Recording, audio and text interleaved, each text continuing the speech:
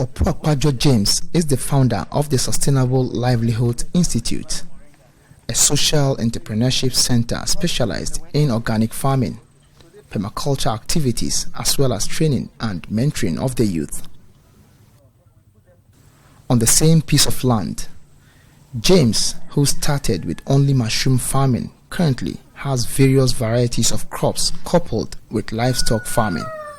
Before we were doing only mushrooms, but as time goes by, we realized that we could add, other sustainable livelihood activities to it. And so we incorporated livestock, quail farming, ducks, rabbits, snails, and beehives. The motive behind blending livestock with the crop farming, according to James, is to build a combined local and scientific farming system that focuses on the interactions between plants, animals, humans, and the environment. James, a leading producer of mushroom in the Bono East region, says farming through agroecology is effective and cheap to operate. And contrary to a general perception that agroecology is expensive and earns the farmer little in terms of produce and income, James says agroecology is a lucrative venture.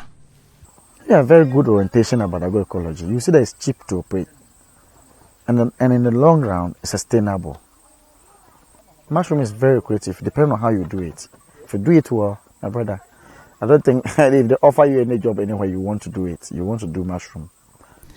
An agroecological approach includes a number of agricultural methods such as diversification of crops, conservative tillage, green manures, natural fertilizers, biological pest control, and production of crops and livestock in ways that stores carbon and protect the forest. Mr. Bernard Guri is the Executive Director of the Center for Indigenous Knowledge and Organizational Development. Agroecology, as it says, is farming with nature, where you don't cut off your trees, you grow your crops together with the trees. In terms of the soil management, you don't go and put chemicals inside, you put manure into a soil. And then in that way, they are able to produce, to feed the community, and still have surplus that can feed the country. The center is currently promoting the adaptation of agroecological farming for farmers in the Bono East region. Mr. Bernard Guri believes that the current farming style is negatively affecting the ozone layer, thereby contributing to climate change. The so-called industrial agriculture that we talk about, that we think is better and will feed the country, is actually promoting climate change. And also promotes the use of a lot of fertilizers. And these fertilizers are chemicals that go off into the air and affect the ozone layer, which is actually protecting the environment and keep your temperature low. He says the surest way to solving the issue of global warming is to switch to agroecological farming. I think industrial agriculture is what is the highest contributor to global warming. And therefore, there's a need, an urgent need for an alternative.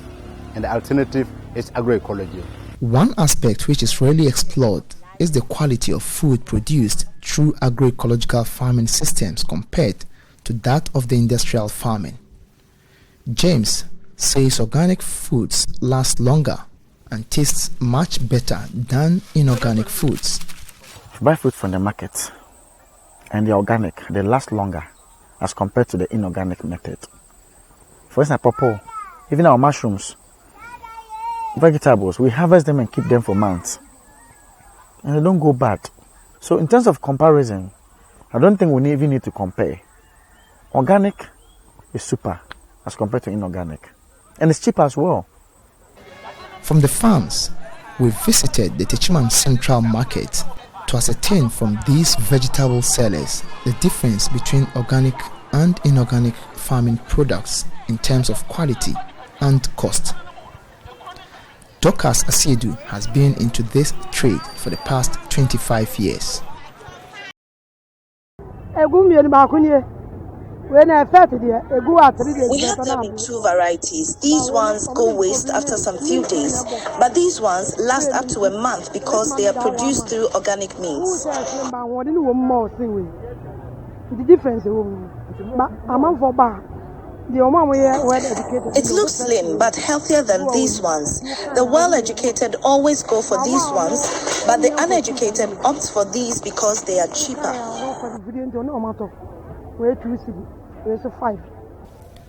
Dorcas appeals to farmers to switch to organic farming. According to her, the organic vegetables last longer and are healthier than the inorganic ones.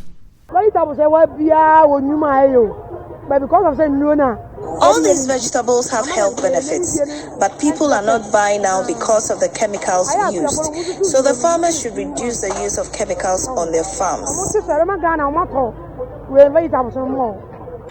With consumers increasingly demanding healthy foods and policymakers like SECOD calling for farming methods that promote environmentally friendly agriculture, there is the need for the consideration of agroecology as the surest option to end climate change. Reporting for Joy News, Anas Sabit, Tichiman.